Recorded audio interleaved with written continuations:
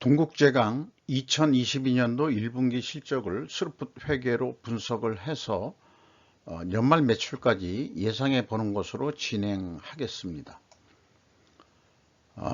하단에 나와 있는 내용 참고해 주시면 대단히 감사하겠고요. 구독, 좋아요가 매우 힘이 된다는 거 다시 한번 부탁 말씀드리겠습니다.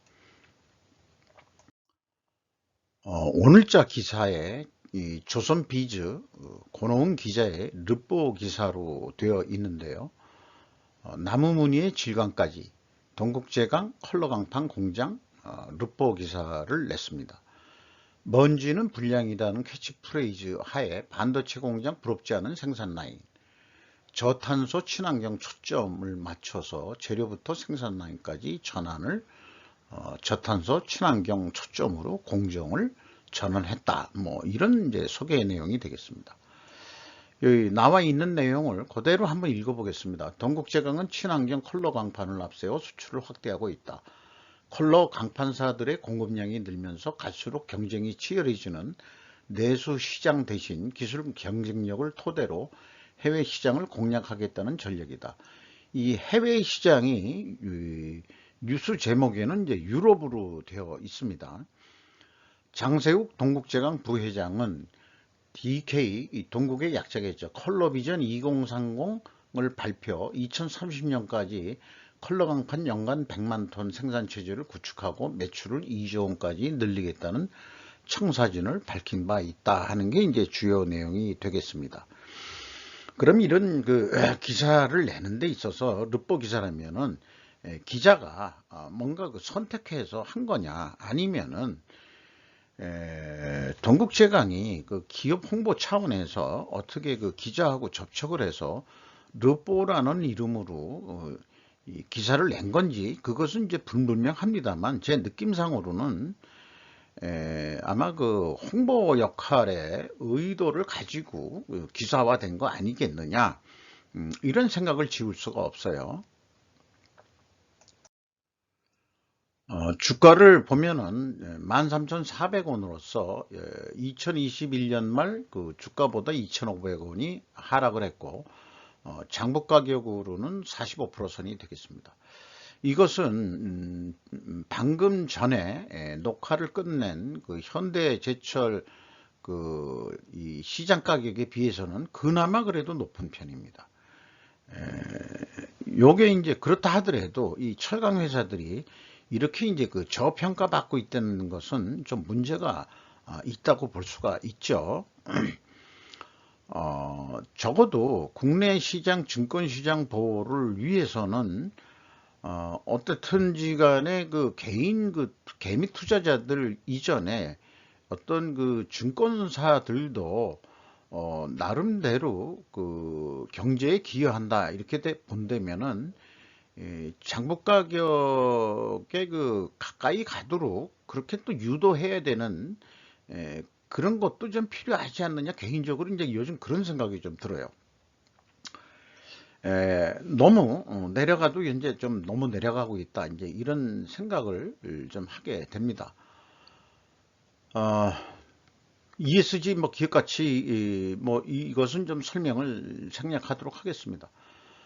주주명을 보면은 장세주 씨가 13.94%, 장세욱 씨가 9.43%, JFE 스틸 인터내셔널 유럽이라는 곳이 8.71%, 국민연금 좀 들어와 있고요. 외국인이 22.19%인데 대부분 이제 이런 비율을 봤을 때 최대 주주들의 두 군데를 합치면은 한 23%가 넘죠.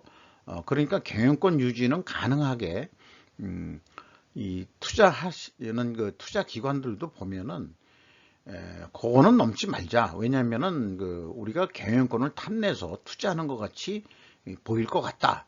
이런 생각들도 하고 있는 거 아닌가.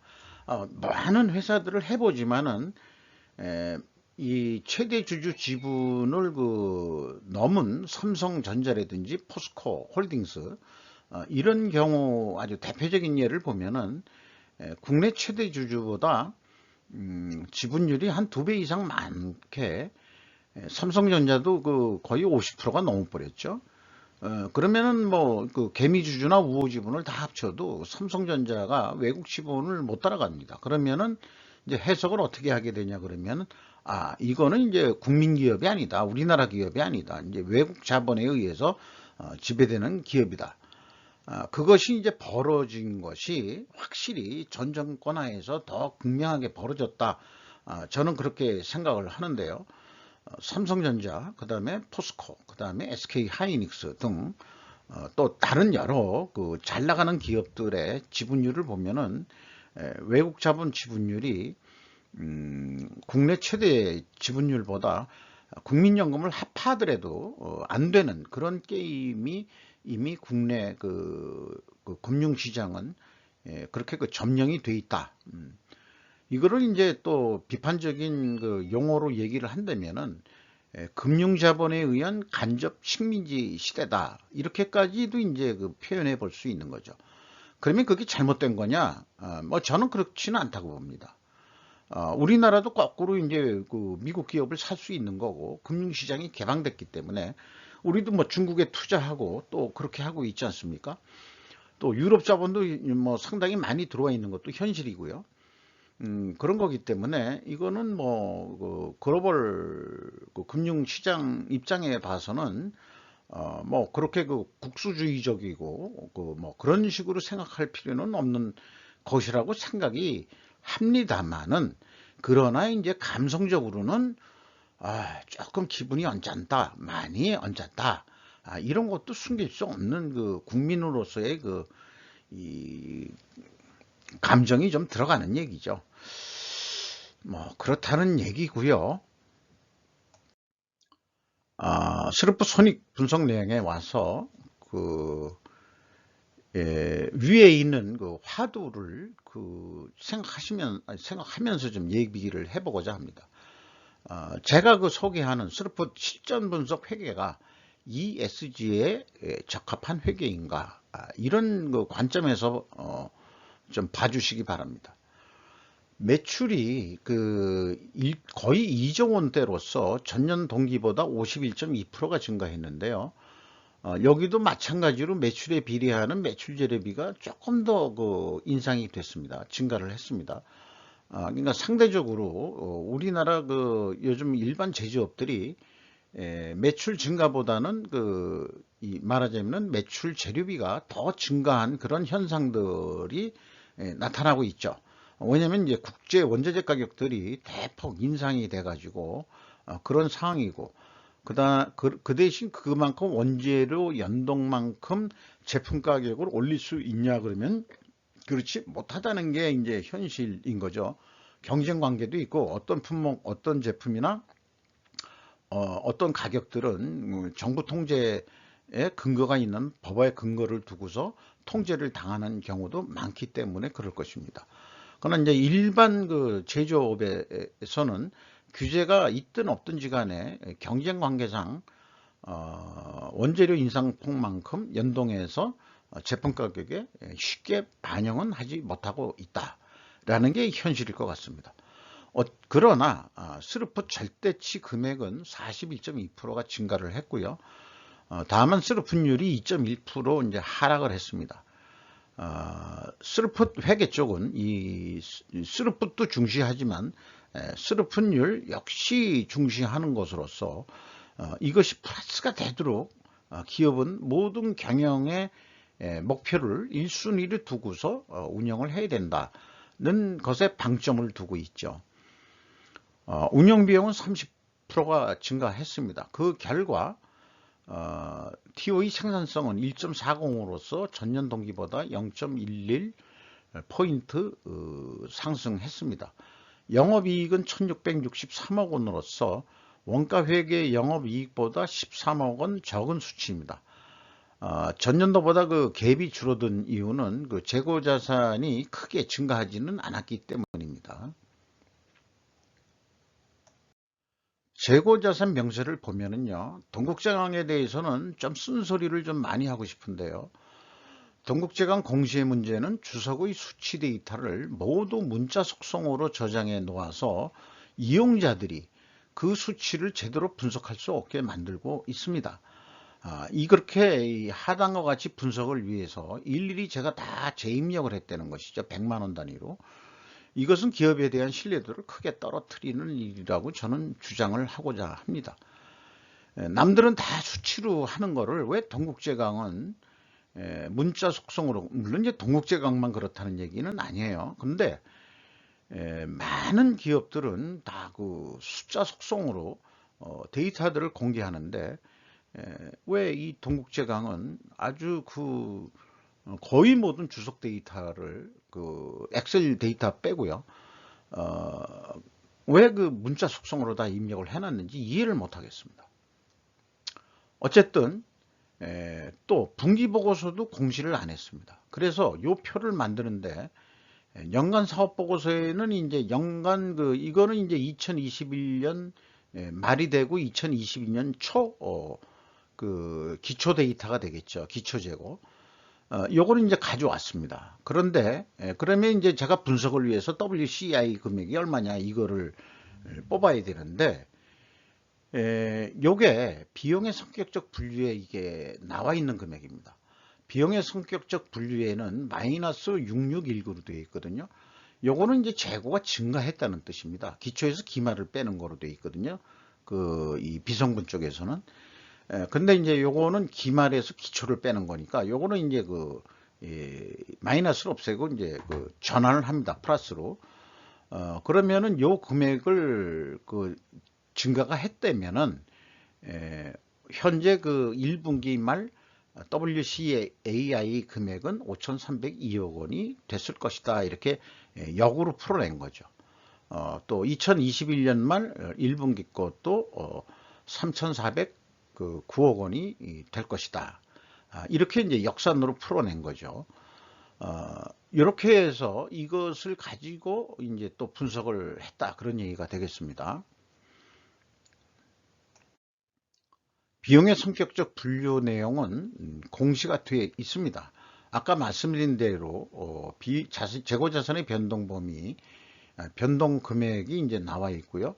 원재료의 사용 및 상품의 매입액으로 되어 있습니다. 매입액이라고 표현되어 있으면은, 상품의 매입액이 표현되어 있으면은 재고자산의 변동 범위에 상품도 들어간다. 이렇게 이제 볼 수 있겠습니다. 또 하단으로 넘어가기 전에요. 원재료 및 상품 매입 가격이 크게 상승했을 것으로 추정이 된다. 비성분 데이터도 모두 문자 속성으로 입력되어 있어 숫자 속성으로 재입력하게 만들고 있다. 라는 점을 다시 한번 쓴소리를 좀 하고요. 그래서 MC 매출원가 재료비는 57.6%가 증가했고 운영비용은 30%가 증가했습니다. 그리고 좀 가외 말로 얘기한다면 제조 원가에서 재료비와 오일을 디커플링 하는 것은 마르크스의 노동가치서를 부인하는 것에 비유할 수 있겠습니다. 제조 원가를 부인하는 거죠. 그러니까 그 제조 원가 회계는 이제 수명을 다했다. 이제 이것을 이제 이렇게 이제 제가 좀 표현을 해본 거고요. 슬로프 분석을 위해서 이렇게 디커플링을 합니다. 제조 원가에 들어가 있던 가공비를 운영비용으로 집어넣어 버리는 거죠. 이렇게 해서 그냥 분리를 해버립니다. 그러니까 그 재료비하고 일반 운영비용하고 분리를 해버리는 거죠. 그리고 가공비율이 20%로 2.4%가 하락을 했습니다. 이것도 상대적으로 원재료 가격이 크게 상승했을 것이다. 이렇게 이제 추정을 할 수 있는 거죠.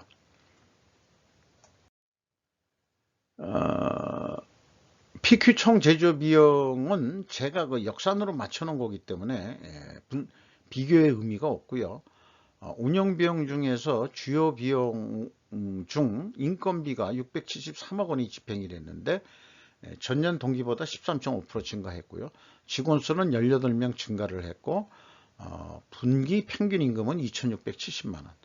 1년 연간 1억 원이 넘을 것으로 그렇게 예상이 됩니다. 그리고 종속기업 중에 인터지스라는 기업이 있는데 뭐 저는 물류 기업이라고 명명하고 있습니다. 항만화역, 육상운송, 포워딩 유류 및 그 용역 공급. 이 포워딩이라는 게 이제 저도 개인적으로 좀 관심이 있는데, 예를 들어서 이제 그 공장 문 밖에 나오면서 배 선적이 완료할 때까지 모든 과정을 관리 감독하는 거.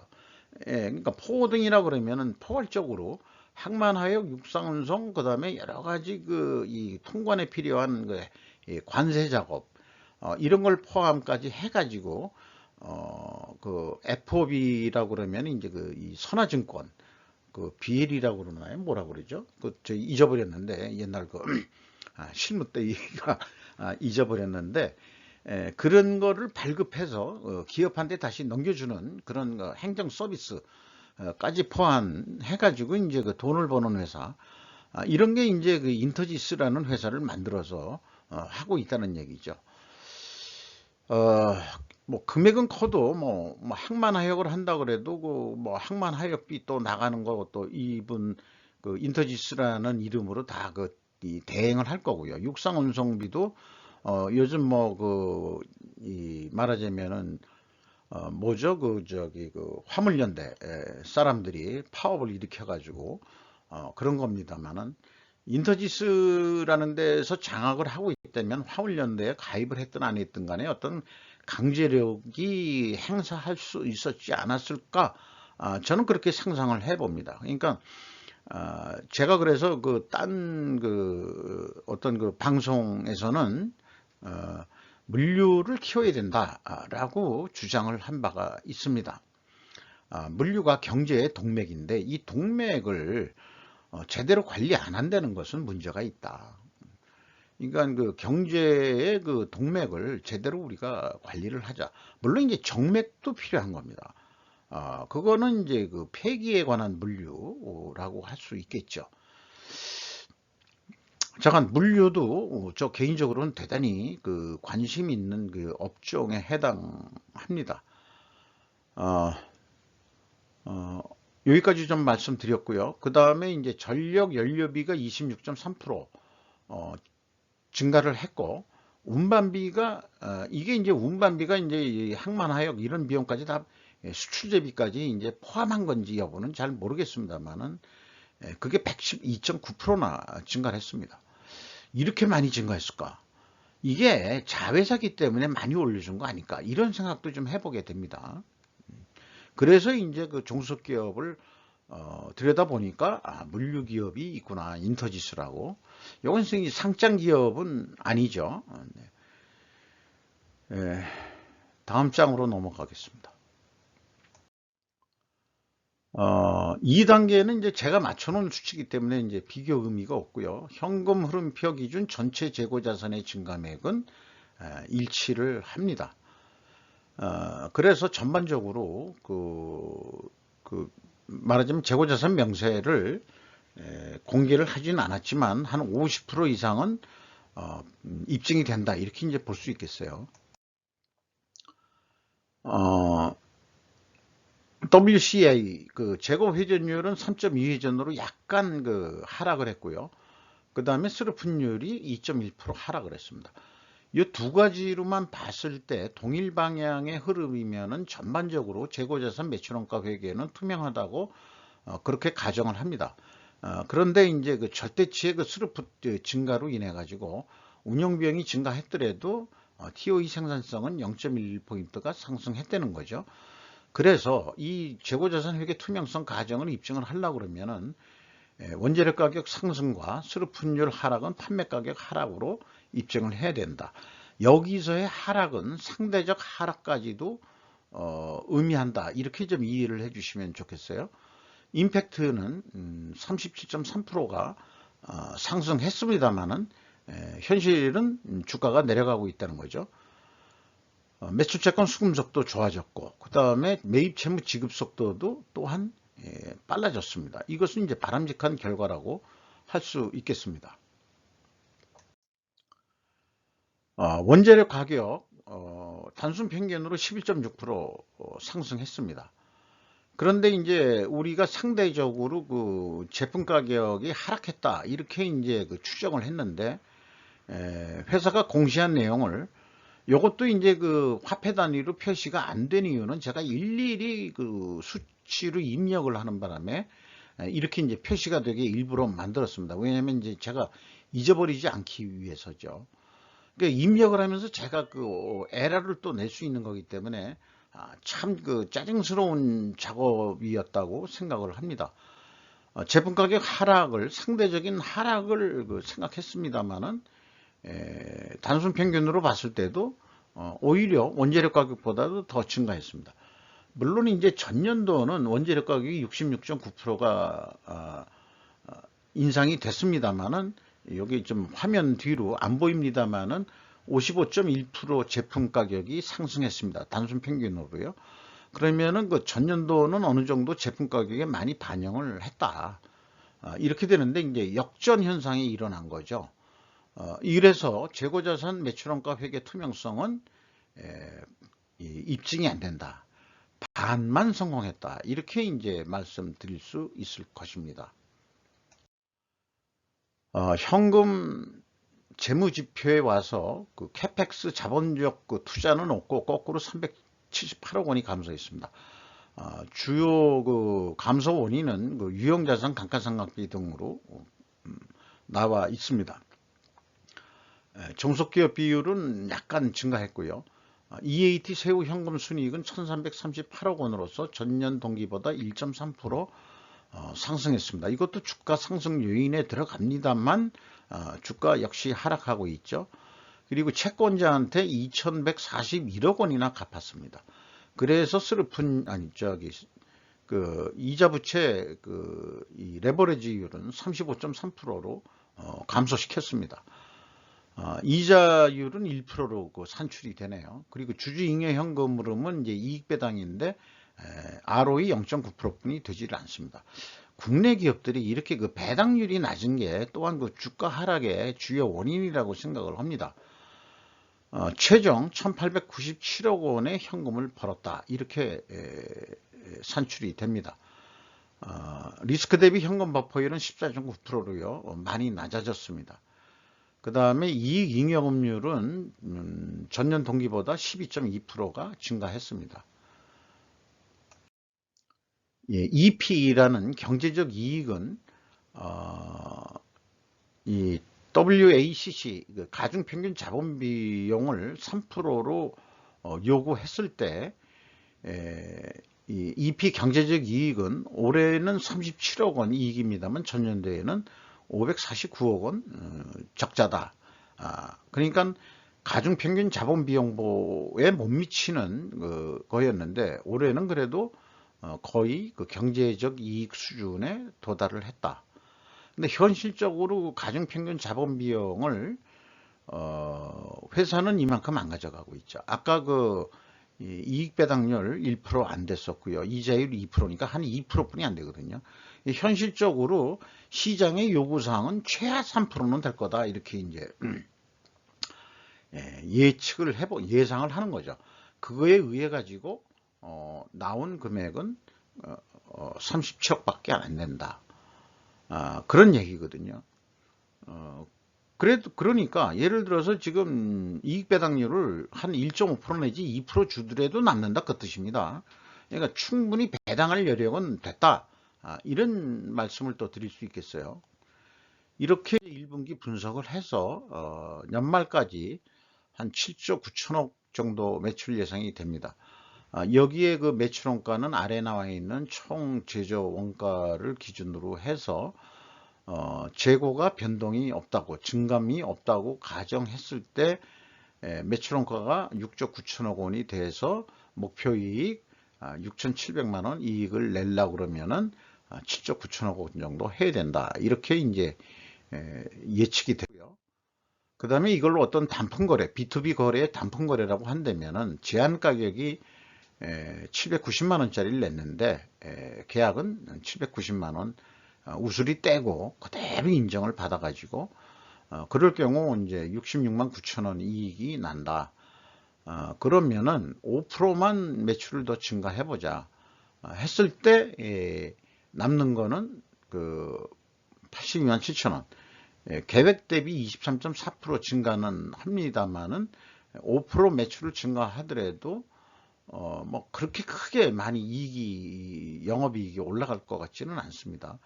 이 경우에 그 매출 원가는 재고자산 변동액이 없다고 봤습니다. 그래서 이 경우는 재고자산의 변동이 없다면은 총 제조 비용이 바로 매출 원가가 되겠습니다. 이렇게 이제 그 원가 회계 사고방식으로 계획을 해볼 수 있는 얘기고요. 스루프 쪽에서는 스루프는 이제 이런 관점으로 좀 접근하고자 하는 겁니다. B2B 상거래에서 가격 결정은 원재료 가격 연동형이 통용되는 환경이 바람직할 것이다. 이렇게 이제 그 요구하고 싶은 거예요. 정부의 간섭이 없다는 전제 조건 하에서. 그래서 1분기 실적을 100으로 봤을 때 연간 4배를 하면 되니까 300%를 더해가지고 산출을 하면은 한 7조 8천억. 원가 회계보다는 약간 작게 산출이 됩니다. 이것을 이 손익분기점 그 함수로 산출을 해보면은 역시 그 7조 한 8천억 정도 나와서 유사하게 나오기 때문에 타당한 그런 예측이다. 이렇게 말씀드릴 수 있고요. 이것을 역시 이 제안서를 내 가지고 거래를 하는데 아까 그 원가 회계는 그 790만 원이었죠. 근데 이 스루프스루 하면은 790만 원이 안 나오거든요. 그래서 이제 780만 원에 계약을 한다고 보면은 그래도 남는 거는 59만 원이 남는 거로 되어 있습니다. 이것을 그래도 기업의 입장에서는 조금 더 원래 그 계획이 66만 5천 원 남는 거니까 매출을 더 증가시키자. 13.4%를 증가시켜 가지고 모든 게 환산되는 게 아니고 실질적으로는 매출액을 증가하려면은 스루프율을 올리든지 또는 낮추든지 그 다음에 이제 재고 회전율을 또 상승시키든지 이래야 되는 거거든요. 재고 회전율을 상승했다는 얘기는 판매 수량을 증가시켰다는 얘기고. 그러니까 이번 이 시뮬레이션 그 연습에서는 모의 도상 연습은 스루프율을 마진을 1% 줄이는 거로 했습니다. 판매 가격을 1% 낮추는 거로 그렇게 해가지고 스루프율이 1% 낮아지는 거로 그렇게 계획을 세우고 다만 이 재고 회전율을 가격이 낮췄기 때문에 더 팔 수 있다고 가정을 한다면 7.8% 증분율만큼 회전율을 증분시킨다면은 8조 한 9천억 원은 할 수 있다. 그러면은 매출이 13.4% 증가할 것이다. 그 경우에 이제 매출 재료비, 가공비, 판매 관리비 이 여기에 있는 그 비율대로 영향을 받아서 증가할 것이고 그런 경우에 그 프로핏 남는 것은 계약은 한 59만 원 남는 거로 되어 있는데 83만 9천 원까지 이익을 낼 수 있다. 매출 증가란 것은 두 가지 요인의 그 함수죠. 그 판매 가격 상승과 판매량 증가. 의 그 복합적인 그 두 가지가 그 복합해서 일어나는 결과인데요. 산식은 간단합니다. 함수는 두 가지뿐이었거든요. 변수라고 또 얘기할 수도 있고, 판매 가격과 그 다음에 그 재고 회전율인데 원가 회계 쪽은 그걸 나눠서 그 접근하는 표를 만들기가 쉽지가 않습니다. 그러나 이제 이 스루풋은 이 손익분기부터 그렇게 이제 분리를 해놨기 때문에 두 가지 요소, 판매 가격을 어떻게 조정할 거냐의 문제, 그 다음에 재고 관리를 어떻게 해야 될 거냐의 문제, 두 가지를 그 동시에 감안함으로써 TIO라는 스루풋의 그 TI 두 개를 동시에 반영해서 그 의사결정을 해야 된다. 그래서 이번 경우에는 판매 가격에서 스루풋율을 1% 낮추는 거로 했고 그 다음에 이제 재고 회전율은 7.8% 증분시키는 거로 이렇게 이제 모의 연습을 해 본 것이 되겠습니다. 이상 동국제강에 대해서 분석 및 연말까지 예측을 해 보겠습니다. 동국 그러면은 일본 그 전국 시대에 그 서국 동국으로 나눠서 싸우던 나라 이름 같기도 해요. 이스트 스테이트라고 그래야 되나요? 영어로 동쪽 나라라는 얘기인데, 동쪽 나라에서 좀 더 투명하게 아침 해가 밝아오듯이 모든 데이터들을 투명하게 공개해 주시기를 바라면서 이상 마치는 것으로 하겠습니다.